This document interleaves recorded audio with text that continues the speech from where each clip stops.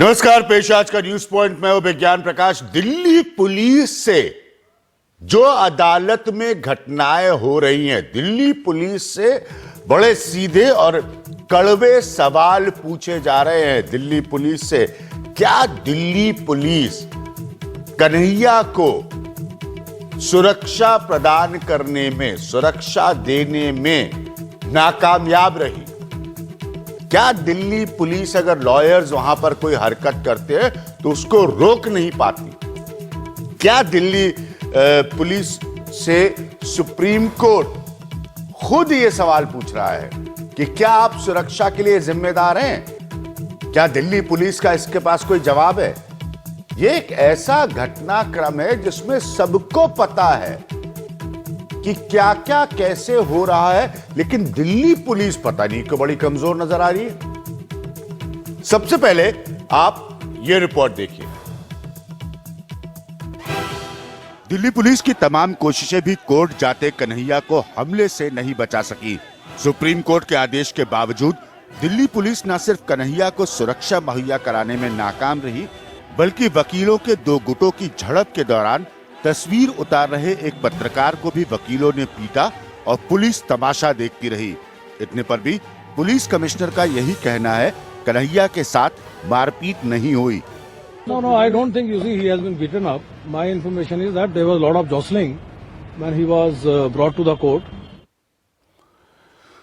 सुबह प्रधानमंत्री नरेंद्र मोदी से मुलाकात के बाद पुलिस कमिश्नर ने यह दावा किया कि उनके पास कन्हैया के खिलाफ पुख्ता सबूत है। हालांकि बाद में कन्हैया की अपील का हवाला देकर कहा कि पुलिस जमानत का विरोध नहीं करेगी और कन्हैया के नौजवान होने के नाते वो एक मौका देना चाहेंगे। इस बीच कन्हैया को 2 मार्च तक न्यायिक हिरासत में भेज दिया गया है।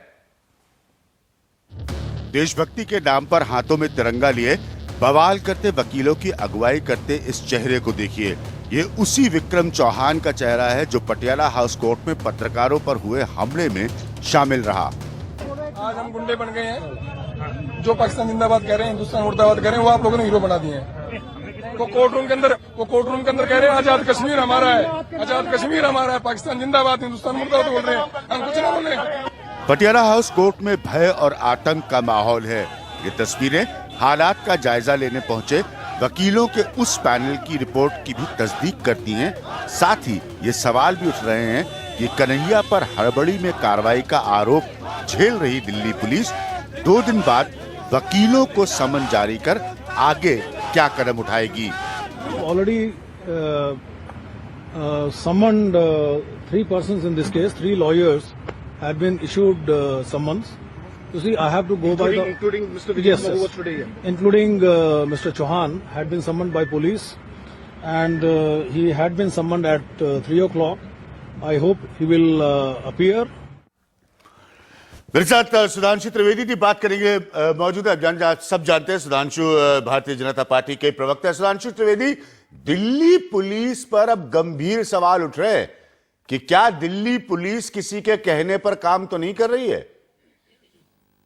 देखिए अभिज्ञान जी, जो भी घटनाएं हुई हैं कोर्ट में आज और कल, दोनों दुखद हैं, दुर्भाग्यपूर्ण है। किसी भी प्रकार की हिंसा या हिंसा के समर्थन की कोई भी बात सर्वथा अस्वीकार्य है और भर्त्सना के योग्य है। मगर जो घटना हुआ है उसमें एक बात ध्यान रखना चाहिए, यदि न्यायालय के परिसर के अंदर कोई गतिविधि होती है तो वहां पर पुलिस की अपनी लिमिटेशन है, क्योंकि वहां उसको न्यायालय के निर्देश या दिशा निर्देश में ही एक्ट करना होता है। वहां उस प्रकार की स्वतंत्रता नहीं है जितनी की बाहर है। दूसरा एक व्यवहारिक पक्ष भी है कि आप जानते हैं कि वकीलों और पुलिस के बीच का संबंध बहुत संवेदनशील है। देश में अनेक बार इस विषय को लेकर बड़ा व्यापक हिंसात्मक संघर्ष भी हो चुका है, तो वह एक मनोवैज्ञानिक दबाव भी होता है। फिर भी आज सरकार ने यह निर्देश दिया है और मेरी जानकारी के अनुसार अभी जो उसमें 3 वकील प्रत्यक्ष रूप से दिखाई पड़ रहे थे, उनसे पुलिस ने पूछताछ शुरू की है। तो अपने स्तर से पुलिस ने कार्रवाई शुरू कर दी है। चौहान जो व्यक्ति हैं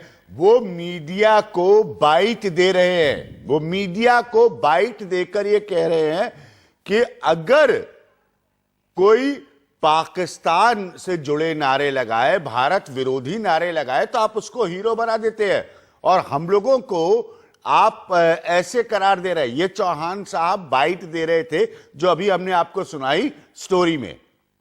देखिए अभिज्ञान जी, आपने जो बात कही है ये बात बहुत ही उपयुक्त बात है। हाँ, आप सोचिए कि ये लोग ये कहते हैं हाँ। कि यदि वो तिरंगा लहरा रहे हैं तो इस देशभक्ति के नाम पर एक नाटक कर रहे हैं, और अफजल हम शर्मिंदा हैं तेरे कातिल जिंदा हैं, भारत के टुकड़े टुकड़े, भारत की बर्बादी। ये अभिव्यक्ति की स्वतंत्रता है। मैं पूरी विनम्रता से कहता हूं, आज हम भूमंडलीकरण उदारीकरण के दौर में जी रहे हैं। दुनिया का एक देश बताइए, चाहे वो चीन जैसा कम्युनिस्ट देश हो या तथा कथित अभिव्यक्ति की स्वतंत्रता के स्वर्ग माने जाने वाले फ्रांस, ब्रिटेन और अमेरिका हो, कि वहां की अदालत में आप खड़े होकर उस व्यक्ति का समर्थन कर सकते हैं जो कहता है इस देश को बर्बाद कर दूंगा, इस देश के टुकड़े कर दूंगा। यह सिर्फ और सिर्फ भारत में हो रहा है, जो एक बौद्धिक और एक राजनीतिक वर्ग ने क्रिएट किया है। यह भारत को बनाना रिपब्लिक नहीं बनाना चाहिए। यह दुखद और दुर्भाग्यपूर्ण है।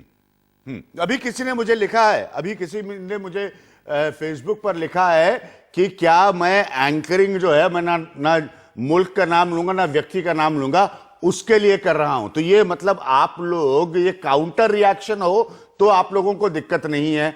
आप ये खाली बताना चाह रहे हैं कि आपके अपनी डेफिनेशन से एंटी नेशनलिस्ट कौन है। क्या ये समस्या नहीं है सुधांशु त्रिवेदी जी? देखिए यहां पे मैं ये कहना चाहूंगा, हाँ। यदि कोई भी व्यक्ति सर्वोच्च न्यायालय के द्वारा घोषित देशद्रोही है, उसके बाद महामहिम राष्ट्रपति के द्वारा पूर्णतः कई वर्ष तक विचार करने के बाद दोषी माना गया और यूपीए सरकार ने, कांग्रेस की सरकार ने उसको फांसी दी, उसके बाद उसका प्रत्यक्ष या परोक्ष समर्थन करना किस श्रेणी में आता है? देशभक्ति, अभिव्यक्ति की स्वतंत्रता या देशद्रोह? और दुर्भाग्य है कि जिस सरकार ने उसको एग्जीक्यूट किया वो उन लोगों के साथ खड़ी है जो कह रहे हैं कि इसका कत्ल हुआ और कत्ल पे हम शर्मिंदा है।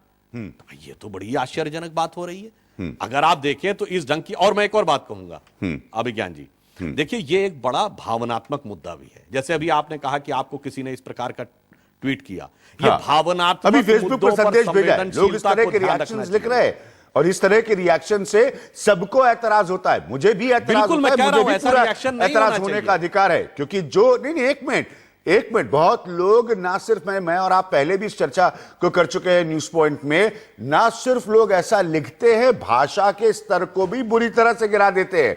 आपने मुझसे कहा भी था कि कोई भी उस स्तर को गिराए तो हमें ऐतराज है। अब एक कानूनी प्रक्रिया है, एक पुलिस की प्रक्रिया है जिस पर आज सवाल उठ रहा है, और ये जो इस तरह की भाषा लिखना, ये भी तो फ्रीडम ऑफ स्पीच के तहत हो रहा है। तो एक की फ्रीडम ऑफ स्पीच गलत है, दूसरे की फ्रीडम ऑफ स्पीच सही है। ये किस तरह की बहस हो रही है? देखिए आपने जो बात कही कि अभिव्यक्ति की स्वतंत्रता के बारे में अलग अलग प्रकार के विचार दिए जा रहे हैं, अगर इसको सुधारना है तो जो जितना बड़ा है उसका उत्तरदायित्व उतना बड़ा होता है। राजनीतिक दलों का उत्तरदायित्व और बड़ा है। और जो सबसे पुरानी, सबसे बुजुर्ग पार्टी भारत के इतिहास की, जिसने 56 साल हुकूमत की, वो यदि ऐसे लोगों के साथ खड़ी हो जो सर्वोच्च न्यायालय और राष्ट्रपति को जान की धमकी कि हम शर्मिंदा हैं तेरे कातिल जिंदा हैं, यानी कत्ल किसने किया? सर्वोच्च न्यायालय ने और राष्ट्रपति ने, उनके साथ खड़े होंगे तो यह समस्या बहुत विकट हो जाती है। इस ढंग के भावनात्मक मुद्दों को भड़काना नहीं चाहिए था। मैं एक छोटी सी बात कहता हूं, ये बताइए जब कोई कार्रवाई हुई थी, अगर उसको केवल कानूनी कार्रवाई होने देते और ये वाम दल और कांग्रेस नहीं कूद और पड़ते, बीजेपी तो भावनाएं इतनी नहीं के लोगों के साथ खड़ी है जो आपको संदेश लिखकर ये कह रहे हैं कि आप किसके लिए एंकरिंग कर रहे हैं। बीजेपी क्या इस तरह के वॉइसेस के साथ खड़ी है जो आपको संदेश लिखकर कह रहे हैं कि आप किस तरह की एंकरिंग कर रहे हैं या किसके लिए एंकरिंग कर रहे हैं? इस तरह की भाषा और शब्दावली का हम पूरी तरीके से विरोध करते हैं। और अभिज्ञान जी ऐसा नहीं है, ये हम लोगों के ऊपर भी आती हैं। हम लोगों के बारे में भी अनेक अनेक प्रकार के अपशब्द सोशल मीडिया के ऊपर बोले जाते हैं। इसीलिए मैं कहता हूं, जिन चीजों से भावनाएं भड़कती हों उस पर संयम रखना चाहिए। जैसे मैं याद दिलाना चाहता हूं, एक जमाने में जब वो बर्मा के मुसलमानों की फोटो आ गई थी सोशल मीडिया पे, कितनी हिंसा हुई थी उत्तर प्रदेश में, इलाहाबाद, बनारस, कानपुर, लखनऊ और मुंबई में। उस समय एक संयम रखा गया था उस भयंकर संवेदनशील इशू पर भी। इसी प्रकार से इस समय भी थोड़ा संयम रखा जाए, हिंसा की भर्त्सना की जाए, कानून को अपना काम करने दिया जाए। ठीक है, कानून को अपना काम करने देने के पॉइंट पर हम वापस आते हैं। दिल्ली पुलिस को लोग ये देख रहे हैं, सवाल उठा रहे हैं कि क्या उसका काम इस वक्त वन साइडेड है, जो मेरा पहला और मूल प्रश्न था। देखिए, पुलिस के साथ कल इसी प्रोग्राम में मुझसे सुधांशु जी, विजय गोयल जी ने कहा था कि दिल्ली पुलिस को समय दीजिए, दिल्ली पुलिस को समय दीजिए। आज एक और घटना हो गई। आज ये सवाल उठ रहा है कि दिल्ली पुलिस जो है ये वकीलों के खिलाफ क्या कार्रवाई कर रही है। बाद में ये बताया गया कि हाँ साहब 3 लोगों को उसमें आइडेंटिफाई किया गया है, उसमें से एक व्यक्ति स्वयं मीडिया से बात करके उनको बाइट दे रहा है। तो ये भी नहीं कि उनको पहचानना या इस तरह की कोई दिक्कत है। ओपी शर्मा के मामले में हमने देखा ओपी शर्मा ने कैसे अपना बयान बदल दिया बाद में। तो इसीलिए लोग जानना चाह रहे हैं ना कि भाई जो चीजें नजर आ रही हैं, जो चीजें स्पष्ट हैं, उस पर दिल्ली पुलिस क्या कर रही है। देखिए, पुलिस अपनी कानून सम्मत कार्रवाई कर रही है। इस विषय में आप दिल्ली पुलिस के रिप्रेजेंटेटिव से बेहतर पूछ सकते हैं। पर पुलिस के साथ ये होता है कि दोनों पक्ष जो होते हैं आरोपी, वो एक मौके पे आरोप यही लगाते हैं कि साहब दूसरे का पक्ष लिया जा रहा है। अंततः पुलिस का काम साक्ष्य इकट्ठा करना है, न्यायालय के समक्ष प्रस्तुत करना है, न्यायालय निर्णय लेगा। और आज तो सर्वोच्च न्यायालय ने भी एक 5 सदस्यीय समिति बना दी है। तो अब उसके बाद जो भी उसकी फाइंडिंग्स आएंगी उसके अकॉर्डिंग जो कार्रवाई होगी वो होनी चाहिए। मगर एक बात मैं कहूंगा अभिज्ञान जी, हम सब ने बचपन से पढ़ा है और यह सिद्धांत है कि व्यक्ति से बड़ा होता है संगठन, संगठन से बड़े होते हैं संस्थान, और संस्थान से बड़ा होता है राष्ट्र। यदि व्यक्ति पर अटैक हुआ है, असॉल्ट हुआ है, तो वह जितना निंदनीय है, राष्ट्र पर आघात उससे 100 गुना ज्यादा निंदनीय है। पर दुर्भाग्य है कि दूसरे पक्ष के बारे में मौन धारण करके एक पक्षीय प्रस्तुतिकरण करने का निरंतर प्रयास हो रहा है। हाँ, नहीं आपने कहा ना सबसे बड़ा होता है राष्ट्र। मैं एक मिनट अपने आउटपुट एडिटर दीपक चौबे जी से रिक्वेस्ट करूंगा कि जो लोगों को, वकीलों को देश की सर्वोच्च अदालत ने कहा कि आप जाइए पटियाला हाउस कोर्ट, वो क्या कह रहे हैं, वो क्या कह रहे हैं, ये भी सुनिए ना। ये भी तो सुधांशु जी बहुत जरूरी है। वहां से आने वाले वरिष्ठ वकील क्या कह रहे हैं, ये भी तो सुनिए। दिक्कत तो यहां पे भी आ रही है ना। आपने शुरुआत में कहा कि कुछ बातें ऐसी होती हैं जो पुलिस के दायरे से बाहर होती हैं क्योंकि वो किसी न्यायालय के परिसर में होती है, पॉइंट टेकन।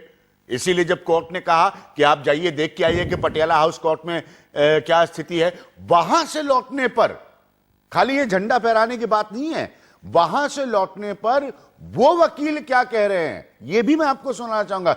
इन सबके बीच अभी तक तो मैं जो पत्रकारों पर वापस हमला हुआ है उस विषय पर भी नहीं आ रहा हूं। तो कहीं पर तो माहौल, आप बार बार कह रहे हैं कि अरे संवाद हो, मैं खुद कई दिनों से कह रहा हूं संवाद हो, संयम रखने की जरूरत है। ये संयम कौन नहीं रख रहा है? क्या ये वकील वो संयम रख रहे हैं जो पटियाला हाउस कोर्ट में मौजूद हैं? वो ये कह रहे हैं कि उन वकीलों की तरफ से भी क्या कोई संयम रखा जा रहा है? पढ़ा लिखा वर्ग है देश का, वकालत वो प्रोफेशन है जिसने देश के बड़े बड़े स्वतंत्रता सेनानी पैदा किए, तो वो संयम रख रहे हैं। देखिए, आपने बिल्कुल सही बात कही। ये आज ऐसा परिदृश्य उत्पन्न क्यों हुआ, इसके पीछे एक पृष्ठभूमि है। मैं याद दिलाना चाहता हूं, 2004 में उत्तर प्रदेश में आतंकवादी हमला हुआ था अयोध्या में। आतंकवादियों के पक्ष में उत्तर प्रदेश के सभी न्यायालयों के सभी वकीलों ने निर्णय लिया था कि हम इनकी वकालत नहीं करेंगे। और उसके चलते 2005 में उत्तर प्रदेश के कई जिला न्यायालयों में बम विस्फोट किए गए। उसके बाद क्या हुआ? समाजवादी पार्टी की सरकार आई और उसने उन लोगों से केसेस विड्रॉ किए, आतंकवाद के आरोपियों से, जिन्होंने अदालत परिसर में बम फोड़ा था। और केंद्र की सरकार बैठी देखती रही। आखिर में सर्वोच्च न्यायालय ने हस्तक्षेप किया, तब हुआ। तो जब आपने एकदम राष्ट्रवादी स्थिति के साथ चल रहा था न्यायालय, वहां पर आपने 12-13 वर्षों में राजनीति करके इस प्रकार की स्थिति को पहुंचाया है। यह बहुत दुखद है। कम से कम एक बेयर मिनिमम लाइन होनी चाहिए कि राष्ट्रवाद के मुद्दे के ऊपर कोई इफ एंड बट नहीं होनी चाहिए। चाहे जर्मनी हो या ऑस्ट्रेलिया, फ्रांस हो या ब्रिटेन, अमेरिका हो या चीन, यह कहीं नहीं होता है। दुर्भाग्य से सिर्फ और सिर्फ भारत में होता है। इस बात पर भी हमें विचार करना चाहिए। ठीक है, दुर्भाग्य से आप बार बार कह रहे हैं। हालांकि मैं आपको बता सकता हूं, आज नहीं किसी और चर्चा में, कि बहुत सारी जगहों का इतिहास है, बहुत सारी जगहों का इतिहास है। मैं आपको एक छोटा सा उदाहरण देता हूं इतिहास में बगैर जाए बगैर। हाल की टाइम मैगजीन में कवर स्टोरी थी इस बात को लेकर कि कैसे जर्मनी की एक पॉलिसी जो है वो रेफ्यूजीज को वेलकम करती है। और ये उन्होंने फैसला किया है जो कि खास तौर पर सीरिया से आ रहे हैं। सीरिया की स्थिति आपको पता ही है सुधांशु जी, आप पढ़े लिखे व्यक्ति हैं। लेकिन उस पर बहस हो रहा है, उस पर कई सारे मसले हो रहे हैं जो वहां के राज्य और वहां के रीजन से जुड़े हुए हैं। लेकिन इसका मतलब यह नहीं है कि एक पक्ष खड़े होकर वो आलोचनाएं हो रही हैं। मैं बहुत बहुत ताजा उदाहरण दे रहा हूं आपको, मैं नहीं जाना चाहता इतिहास में। पॉइंट मेरा यह है, क्योंकि आप बार बार कह रहे हैं कि खाली ये हिंदुस्तान में होता है कि लोग वो राष्ट्र विरोधी आवाजें खड़ी कर देते हैं, ऐसा नहीं है। नहीं, देखिए मैं एक बात कहता हूं, जो आपने कहा रिफ्यूजीज के मैटर को लेकर सीरिया और यूरोप में जो हो रहा है, हमारे यहां तो उससे ज्यादा हुआ। बांग्लादेशी घुसपैठियों को, जिनको आईएमडीटी एक्ट को क्वेश्चन करते हुए 2007 में सर्वोच्च न्यायालय ने कहा कि Bangladeshi infiltration problem is like aggression over India, उसके लिए लोगों ने कहा इनको तो नागरिकता दे दीजिए। हमारे यहां तो बहुत ज्यादा आगे किया गया। मैं एक बात से आप पूछता हूं, संसद के हमले का मुख्य आरोपी था अफजल गुरु। 9/11 हुआ था, उससे 3 महीने बाद संसद का हमला हुआ था। जो 9/11 का मास्टरमाइंड अबू हमजा था, एक घटना बताइए कि अमेरिका के टीवी चैनलों ने बैठकर, या अमेरिका के बौद्धिक प्रतिष्ठान ने, या अमेरिका की यूनिवर्सिटी ने अबू हमजा के साथ अन्याय हुआ इस पे बहस की हो, बताइए। इसलिए मैं कह रहा हूं ये सिर्फ भारत में होता है और बहुत दुखद है। राजनीति करने के लिए अभिव्यक्ति की स्वतंत्रता है, राजनीतिक विरोध की स्वतंत्रता है, पर उसके लिए राष्ट्र विरोध की स्वतंत्रता नहीं होनी चाहिए। नहीं, लेकिन एक मिनट मैं आपसे एक मिनट प्रशांत भूषण क्या कह रहे हैं पहले वो आपको सुनाना चाहूंगा, क्योंकि जो वापस हम बहुत सारे मसलों की तरफ जा रहे हैं। जो वकील गए वरिष्ठ पटियाला हाउस कोर्ट में, वो क्या कह रहे हैं वो भी जरा सुनिए आप। सुप्रीम कोर्ट ने 5 वकीलों का एक कोर्ट कमिश्नर्स की तरह अपॉइंट करके उनको तुरंत सिक्योरिटी के साथ पटियाला हाउस भेजा है कि वो वहां पर खुद देखकर बात करके आएं और सुप्रीम कोर्ट को बताएं कि वहां क्या व्यवस्था है। सुप्रीम कोर्ट ने यह भी आदेश दिया है कि अभी ऐसी सिचुएशन में कन्हैया कुमार की जो हियरिंग है उसको स्थगित कर दिया जाए, और अब जब वो रिपोर्ट आएगी तब सुप्रीम कोर्ट इसी के लिए वेट कर रहा है कि ये कमिश्नर्स आएं और बताएं कि वहां पटियाला हाउस में क्या हुआ, क्या स्थिति है। एक आखिरी पॉइंट आपसे सुधांशु त्रिवेदी जी, बहुत सारे लोगों के बहुत सारी प्रतिक्रिया आ रही है, मैं कोशिश कर रहा हूं लगातार सबको पढ़ते जाने की। उसमें से एक बड़ा सरल सा सवाल किसी ने पूछा है, ये मोदी जी पाकिस्तान क्यों गए थे नवाज शरीफ के पारिवारिक कार्यक्रम में? लोग किसी का प्रश्न, वो वरुण जी का प्रश्न है, सिर्फ वो पढ़ के सुना रहा हूं आपको, सारे तो नहीं पढ़ के सुना सकता, संभव नहीं है टीवी टाइम में। अभिज्ञान जी, आपने अच्छा प्रश्न किया। मैंने नहीं, वरुण जी ने पूछा है।